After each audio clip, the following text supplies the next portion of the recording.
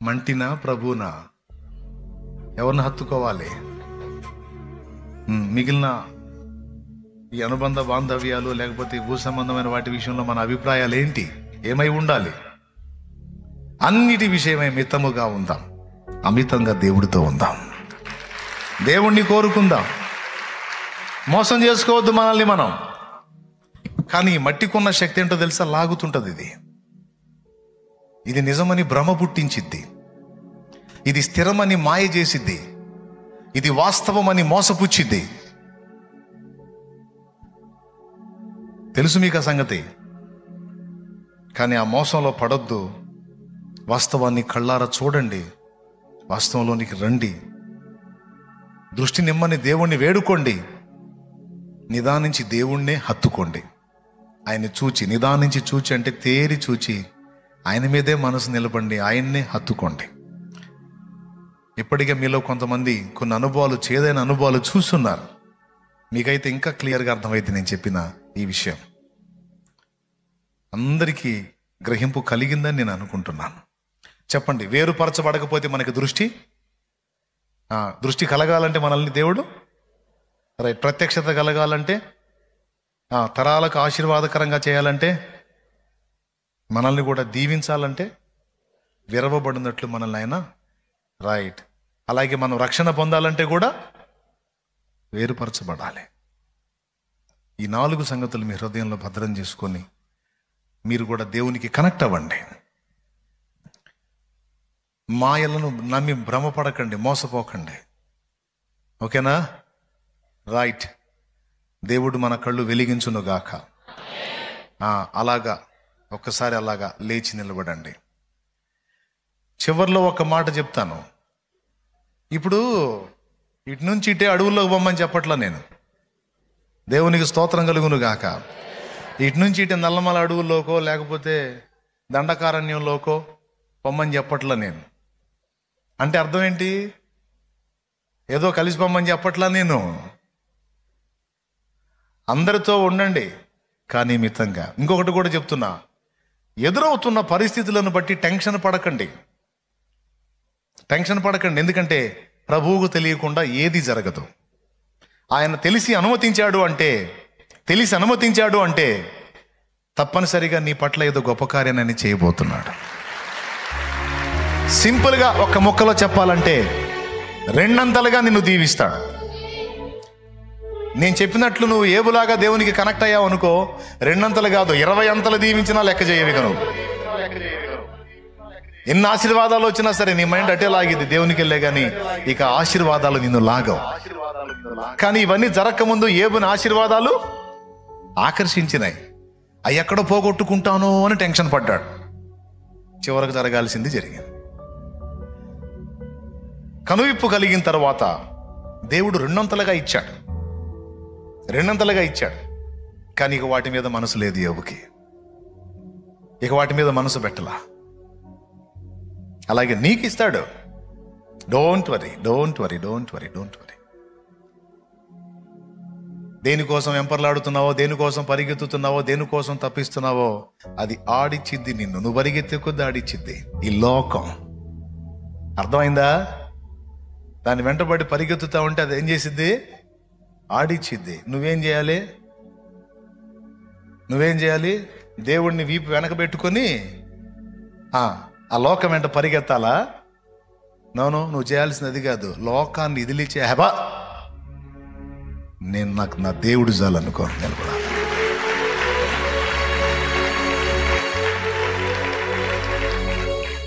ఎప్పుడైతే దేవుడు చాలు అని నిలబడతావో అప్పుడు వచ్చింది లోకం నీ కాళ్ళ దగ్గరికి వచ్చి బ్రతిమలాడుతూ ఉంటుంది. ఇగో కాస్త నాకెళ్ళి చూడు. మరీ అంత శత్రువునైపోయానా? మరీ అంత ద్వేషమా? డబ్బు వచ్చింది, కాస్త నాకెళ్ళి చూడు. నా మీద అంతకుముందు మనసు పారేసుకొని వెంటబడ్డావుగా, ఇప్పుడు నేనే వస్తున్నా, ఏంటి నన్ను? నోరు మొయ్. నువ్వు రాలా. వచ్చే గతి నా దేవుడే నీకు పుట్టించాడుదా. నేను నీ వెంటబడను. ఒకప్పుడు నీ స్థానం నా హృదయంలో, నా నెత్తి మీద. ఇప్పుడు నీ స్థానం నా కాలు దగ్గర. దేవునికి స్తోత్రం కలుగును గాక. ఎక్కడా? అంతే. దేవుని బిడలారా, నేను చెప్పేది వాస్తవం. ఏదైనా సరే నువ్వు వెంపర్లాడి పరిగెత్తినంత మాత్రాన నీకు అందిద్ది అనుకోవద్దు. ఆడించిద్ది నిన్ను. ఒక్క తోపు దోసిదాన్ని నువ్వు దేవుని వైపు మళ్ళు, అదే వచ్చింది నీ కాళ్ళ దగ్గరికి. మళ్ళీ అది కాళ్ళ దగ్గరికి రావాలని దేవుడికి వెళ్ళి తిరిగినట్టు షో చేయవాకు. కొంత ముదుర్లు మరి ఏం చేద్దాం, జనాలు జెన్యూన్గా ఉండాలి. మనం ఏం చేసినా హార్ట్ఫుల్గా తిరగాలి దేవునికి వెళ్ళి. అది నీ వెంట పడకపోతే అప్పుడు అడుగు. నువ్వు పరిగెత్తినంత సేపు సీతాకోక చిలకను పట్టుకుంటే పిల్లలు పరిగెత్తుంటారే, ఈ కొమ్మ మీద నుంచి ఆ అది వాళ్ళతో తిరుగుతూ ఉంటుంది, వాడికి చెక్కదో పాడలే. అలాగే ఈ లోకంలోని ఆకర్షణలో సీతాకోక చిలకల్లాగా నీ ముందు ఎగురుతా ఆకర్షిస్తాయి. ఆకర్షణలకు పరిగెత్తావు అనుకో, చివరికి పోయే ముళ్ళ కంపల్లోనో పడతావు, ఎక్కడో చిక్కుకుంటావు. నో, దేవుడే నిన్ను ఆకర్షించాలి. ఓకే, దేవునికి స్తోత్రం. దేవుణ్ణి హత్తుకుంటే నీ బాధ్యతలు నెరవేర్చడానికి కావలసిన కృప నీకు ఇస్తాడు.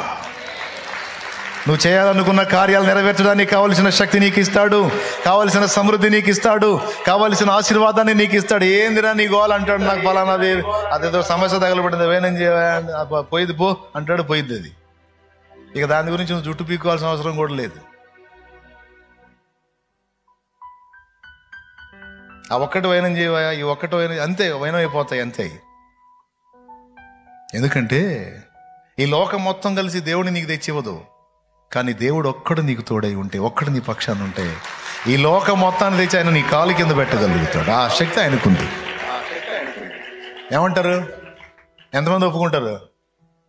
కాబట్టి ఎవరు ఇప్పుడు మనకి? దేవునికి స్తోత్రం కలుగును గాక. విశ్వాసం ఉంది కదా, ధైర్యం ఉంది కదా, పిరిగితనం లేదు కదా, అనుమానం లేదు కదా. ఎటు పరిగెత్తుతాం? వీపు దేనికి చూపిద్దాం? లోకానిగా. ముఖం ఎటు తిప్పుదాం? ఇప్పటిదాకా ఎటు పరిగెత్తాం? అబ్బా, ఈ ముక్క చిన్నగా చెప్పారా? దేవుని స్తోత్రం.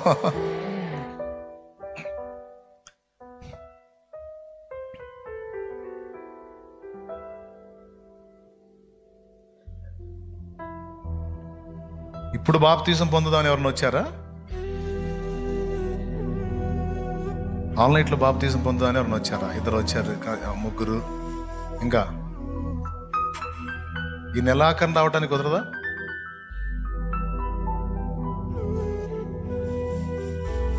సరే, రేపు పగటి వేళ ఇస్తాను, నేను పగటి వేళ ఇస్తానులే. మా బాప్తీసం తీసుకుని బలలో చేసి ఎదురుగా.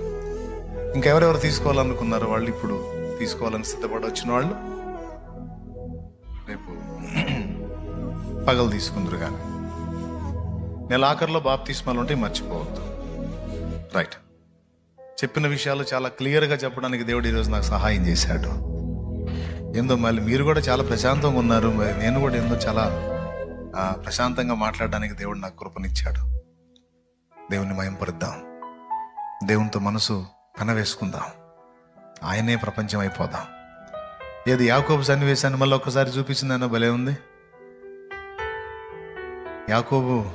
యాకోబును దాటి వెళ్తుంటే పోనిచ్చాడా, అలాగూ లేచి వెళ్తున్నప్పుడు కాళ్ళు పట్టుకున్నాడు.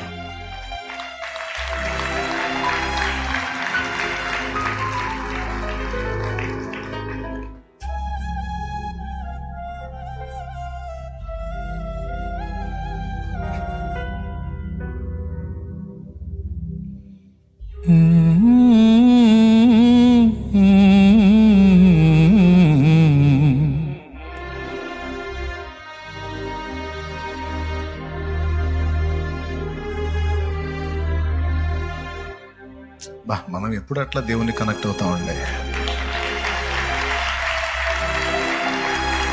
మన హృదయాలు ఎప్పుడు అట్లా మళ్ళతాయి దేవునికి. మన మనసు ఎప్పుడు తిరిగిద్ది అట్లా దేవునికి. అద్దుగా పట్టుకోడు, పోనీయడే దేవుణ్ణి, పోనీయడు. లాగేశాడు, కిందకి లాగేశాడు.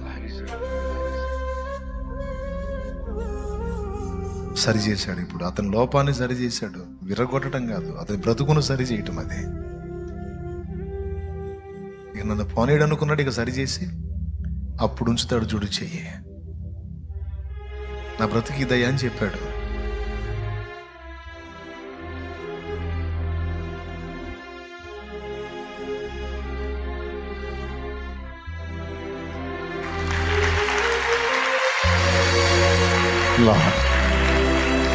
హల్లెలూయా, హల్లెలూయా, హల్లెలూయా, హల్లెలూయా.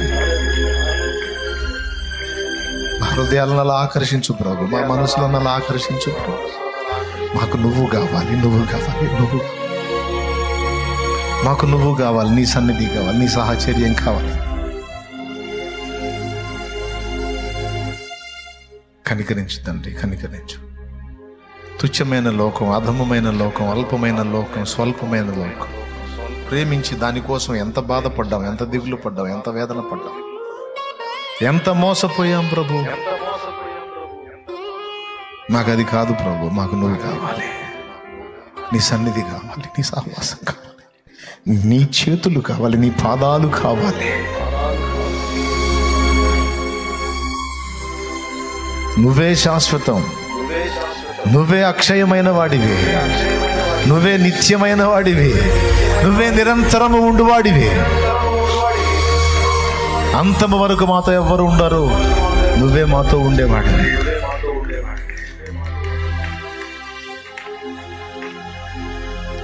నీకు వందనాలు, వందనాలు. మా బిడ్డలందరినీ నీ తట్టు ఆకర్షించావు ఈ శుభవేళ.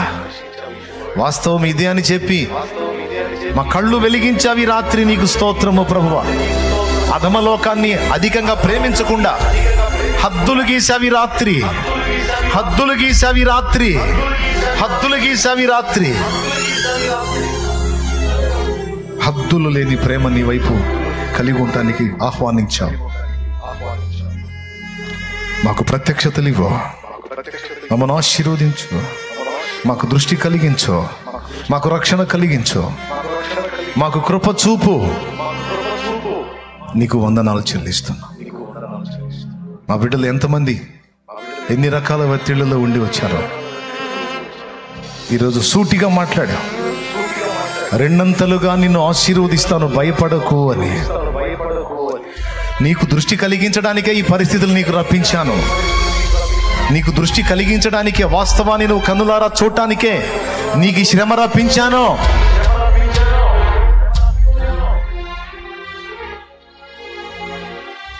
ఇదిగో నీవు కళ్ళు తెరిచావు కదా, ఇదిగో రెండంతలుగా నేను నిన్ను ఆశీర్వదిస్తాను, రెండంతలుగా నిన్ను ఆశీర్వదిస్తాను.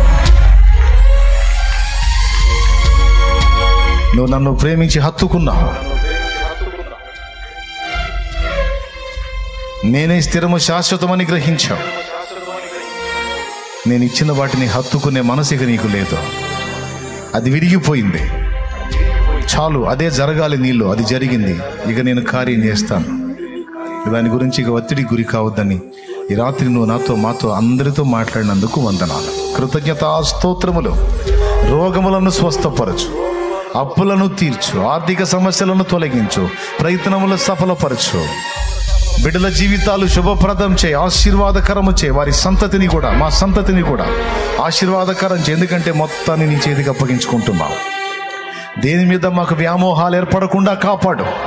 అల్పమైనవి, స్వల్పమైనవి మేము ప్రేమించకుండా అధికముగా నిన్నే హత్తుకొని ఉండినట్లు మాకు సహాయం వచ్చేయి. మమ్మల్ని ఆకర్షించు, ఆకర్షించు, ఆకర్షించు. కృతజ్ఞతాస్తుతులు చెల్లిస్తూ యేసు నామములో ప్రార్థించి పొందుకున్నాము తండ్రి. ఆమేన్.